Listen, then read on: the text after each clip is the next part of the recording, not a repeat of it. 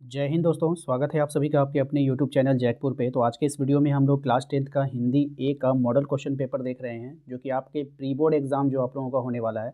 और साथ ही साथ कुछ ही दिनों के बाद आप देखोगे कि आप लोगों का फाइनल एग्ज़ाम भी होगा, तो वहाँ के लिए काफ़ी इंपॉर्टेंट है। समय काफ़ी कम बचा है, वक्त आपके पास काफ़ी कम है, तो ज़्यादा से ज़्यादा आप लोग रिविज़न को लेंगे, ठीक है। मेरा यही आप लोगों को संदेश है कि समय इतना कम बचा है, तो 50% आप लोग रिविज़न में लगाएँ और 50% ही आप लोग न्यू क्वेश्चन पढ़ें। वरना फिर होगा ये कि जो भी आप लोगों ने पढ़ा है ना, वो एग्ज़ाम में अगर आ जाएगा तो आप वहाँ लिख नहीं पाओगे। फिर अपने दोस्तों को बोलते फिरोगे कि मुझे आता था लेकिन मैं लिख नहीं पाया, ठीक है। ये वाला जो बीमारी है ना, ये लगभग 80% बच्चों के साथ यही होता है। तो आप लोग जो है बिल्कुल 50% रिवीजन को दीजिए और 50% ही न्यू क्वेश्चन को अटेम्प्ट कीजिए, ठीक है। चलिए, आइए सबसे पहले सवाल पे आते हैं। तो देखिए यहाँ पे कभी-कभी होता है, आप तो देखोगे एग्ज़ाम में कि मॉडल क्वेश्चन पेपर का जो आपका पैसेज होता है, वो डायरेक्ट उठा कर दे दिया जाता है। तो आप लोग इसको जो स्क्रीनशॉट लेकर के इसको अच्छे से पढ़ लीजिएगा। हम आपको डायरेक्ट क्वेश्चन आंसर करवा देते हैं, ताकि आप लोगों को आसानी हो और समय की बचत हो आप लोगों की। पहले सवाल में देखिए, कह रहा है नकारात्मक और निराशाजनक जीवन को स्पष्ट और गतिशील मार्ग में बदलने की कुंजी क्या है? राइट आंसर हो जाएगा ऑप्शन बी, धैर्य, विश्वास और आशा। दूसरे सवाल को देखिए, कहा जा रहा है आपसे धैर्य और विश्वास की महत्ता के बारे में क्या सुझाव दिया गया है? सही जवाब हो जाएगा इसका ऑप्शन नंबर सी, ये अपने लक्ष्यों को प्राप्त करने के लिए आवश्यक होता है। क्या आवश्यक होता है भाई? धैर्य होना चाहिए अगर आप अपने लक्ष्य को प्राप्त करना चाहते हैं तो, और आपको आत्मविश्वास भी होना चाहिए, ठीक है। क्वेश्चन नंबर आइए 3 पे। कहा जा रहा है कि लोगों को कैसा दिखना चाहिए? अब लोग जो हैं उनको कैसा दिखना चाहिए? तो उज्जवल और सकारात्मक पहलुओं से उनको देखना चाहिए। लोगों को उज्जवल और सकारात्मक पहलुओं से देखना चाहिए। क्वेश्चन नंबर आते हैं हम लोग 4 पे। किस उपमा का उपयोग चुनौतीपूर्ण स्थिति में सकारात्मक देखने की महत्ता को जताने के लिए किया जाता है? तो किसका प्रयोग किया जाता है यहाँ पर, ये आपको बतानी है। तो इसका जो प्रयोग होता है वो होता है कांटों के बीच फूलों की पालना, ठीक है। कांटों के बीच फूलों को पालना, ऑप्शन बी इसका राइट आंसर होगा। प्रस्तुत गद्यांश का एक उपयुक्त शीर्षक का चुनाव करना, यानी कि इतना यहाँ पे टाइटल दिया है। अब जो पैसेज आपने पढ़ा है ये आएगा ही आएगा, कोई आप काट नहीं सकते हो। 100% ये क्वेश्चन आता है कि आपका जो पैसेज होता है उसका एक टाइटल दीजिए आप अपना, अब अपने से। तो देखिए जिसमें उसमें जिसके बारे में बात किया जाता है ना, उसी को टाइटल बनाया जाता है। तो सकारात्मक का है ना, सकारात्मक का मार्ग, आशा और विश्वास, ऑप्शन नंबर डी इसका अच्छा टाइटल हो सकता है। आइए उसके बाद फिर उसके बाद जो छोटे-छोटे कविता के रूप में पैसेज होते हैं, उसको भी पढ़ लीजिएगा अच्छे से, और यहाँ से भी क्वेश्चन आपके एग्ज़ाम में बनते हैं। जैसे कवि भारतीय युवकों को ऐसा जीवन जीने को कहता है जो, कैसा जीवन कहता है? जो योगियों जैसा नहीं, पराक्रमी जैसा वीरों हो। ये अब ऐसा नहीं है कि आप योगी बनकर बैठ गए हैं और कुछ करने धरने है ही नहीं, बस बैठ के खाते जा रहे हैं। नहीं, पराक्रमी बनो, कर्म करो, देश की भला हो। चलिए, कह रहा है कि पद्यांश में किसे सोम कहा गया है? अब इस पद्यांश में सोम किसको कहा गया है? तो धार को। योगियों नहीं विजयी के सदृश जियो रे, ये क्या संदेश है ना? का संदेश क्या है ये आपको बतानी है। राइट आंसर हो जाएगा आपका समृद्धि और सफलता के लिए प्रेरित करने वाले संदेश। चलिए, इस पद्यांश में कैसा जीवन को सहारा गया है, मतलब सराहा गया है? तो इसमें जो सराहा गया है विजयी, कैसा जीवन को? विजयी जीवन को। इस कविता का मूल स्वर क्या है? तो इस कविता का जो मूल स्वर होगा आह्वान हो जाएगा, ऑप्शन सी इसका राइट आंसर होगा, ठीक है। आइए अगले सवाल पे आते हैं। कह रहा है आपसे इनमें से किस वाक्य में अकर्मक क्रिया है? अब देखिए एक आएगा सकर्मक, अकर्मक को पहचानने, ठीक है। तो देखिए इसका जो राइट आंसर हो जाएगा मोहन सो रहा है, ठीक है। मोहन सो रहा है, अकर्मक क्रिया। सोना, रोना, ये सब अकर्मक क्रिया में आता है, ठीक है, जिसका जवाब नहीं मिलता। क्या सो रहा है? कोई आंसर नहीं।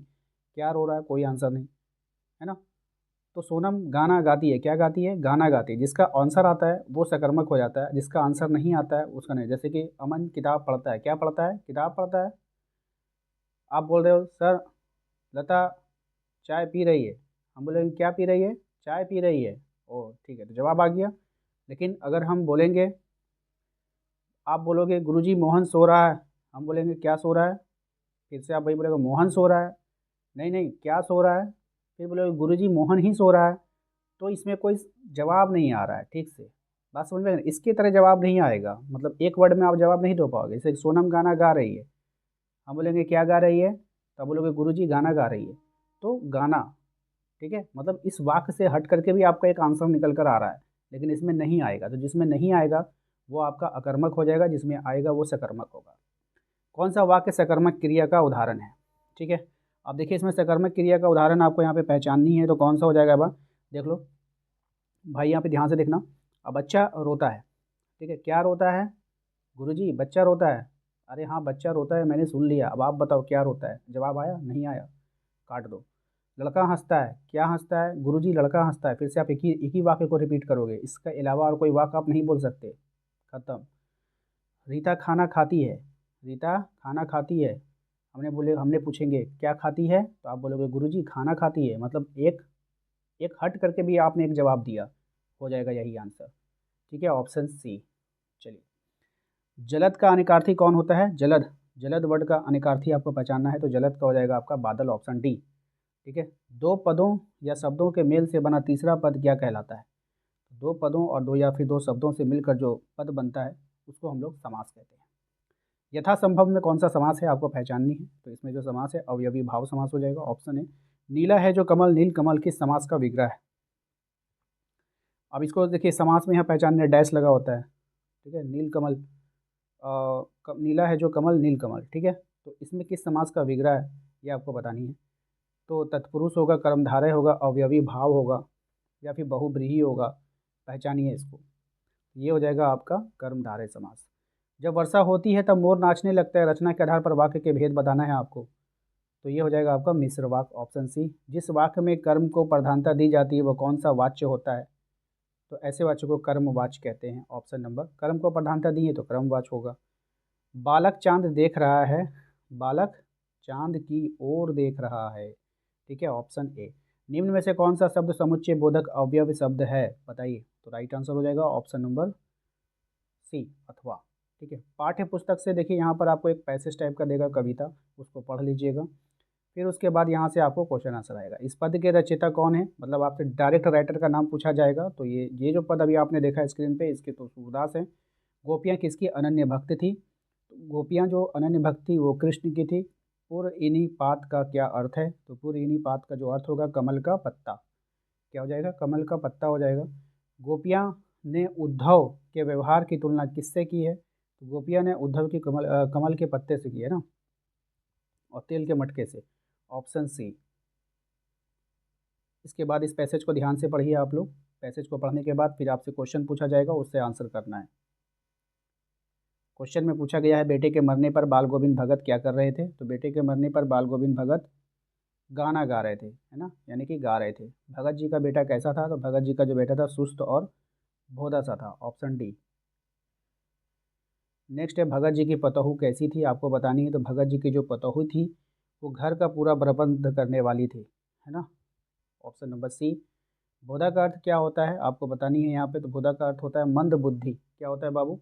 मंद बुद्धि होता है, ठीक है। अगले सवाल पे आइए। कहा जा रहा है कि सांप से डरकर भोलानाथ ने कहाँ शरण ले ली? तो सांप से डरकर ये जो भोलानाथ था इसने कहाँ पे शरण लिया था, ये आपको बतानी है, माता के आंचल में, ठीक है, ऑप्शन बी इसका राइट आंसर होगा। अगले सवाल पे ये कहा जा रहा है आपसे कि जॉर्ज पंचम की नाक में किस पर व्यंग्य किया गया है? तो सरकारी तंत्रों पर, किस पर किया गया है? सरकारी तंत्रों पर किया गया है, ठीक है। तो ये था आप लोगों के ऑब्जेक्टिव प्रश्न। सब्जेक्टिव का आप लोग यहाँ से स्क्रीनशॉट ले लो और इसकी तैयारी आप अपने बुक से कर सकते हो, आपके पास सभी के पास होगा। अगर आप लोगों के पास नहीं है, अगर आप लोग बोलोगे कि हमें सब्जेक्टिव भी चाहिए तो हम आपके लिए सब्जेक्टिव भी लाएंगे, ठीक है। तो आप लोग प्लीज़ इसका स्क्रीनशॉट ले लीजिए और अपने स्तर पे आप तैयारी जहाँ तक कर सकते हो कीजिए। साथ ही साथ सब्जेक्टिव के कुछ इंपॉर्टेंट्स नोट्स हम आपको फ्री में प्रोवाइड करने वाले हैं। वो मिलेगा हमारे व्हाट्सअप चैनल पे। कहाँ पे मिलेगा? व्हाट्सअप चैनल पे, लिंक हमने डिस्क्रिप्शन में डाल रखा है। तो आप लोग जाकर के व्हाट्सअप चैनल और व्हाट्सअप ग्रुप दोनों को ज्वाइन कर लीजिएगा। व्हाट्सअप चैनल पे नोट्स जाएगा, व्हाट्सअप ग्रुप में आपका लिंक जाता है। यहाँ पर देखिए आप लोगों का नेक्स्ट, इसका भी स्क्रीनशॉट ले लीजिए। ये सभी सवाल इंपॉर्टेंट रहेंगे आपके फाइनल एग्जाम के लिए भी एंड प्री बोर्ड के लिए भी, ठीक है, क्योंकि ये सब JCRT द्वारा सजेस्टेड है। आप लोग देख पा रहे हो भाई, ये सब मैं नहीं बता रहा हूँ, JCRT का आप लोग लोगो देख पा रहे हो, देखो यहाँ पे लोगो, ठीक है। तो भाई ये सवाल मेरा नहीं है, JCRT का सवाल है, इसलिए सारा का सारा VVI है, ठीक है। तो आप लोग यहाँ पे कर लोगे। एक पत्र देखिए यहाँ पर दिया गया है। अपने गांव या मोहल्ले में अनियमित विद्युत अव्यवस्था को ठीक करने के लिए विद्युत अभियंता को एक अनुरोध पत्र, ठीक है। तो आशा करते हैं आप लोगों को आज का ये वीडियो पसंद आया होगा। वीडियो अच्छा लगा है तो लाइक करके चैनल को सब्सक्राइब करना बिल्कुल मत भूलिएगा और वीडियो को शेयर ज़रूर कर दीजिएगा दोस्तों तक। मिलते हैं नेक्स्ट अगले वीडियो में। Thank you.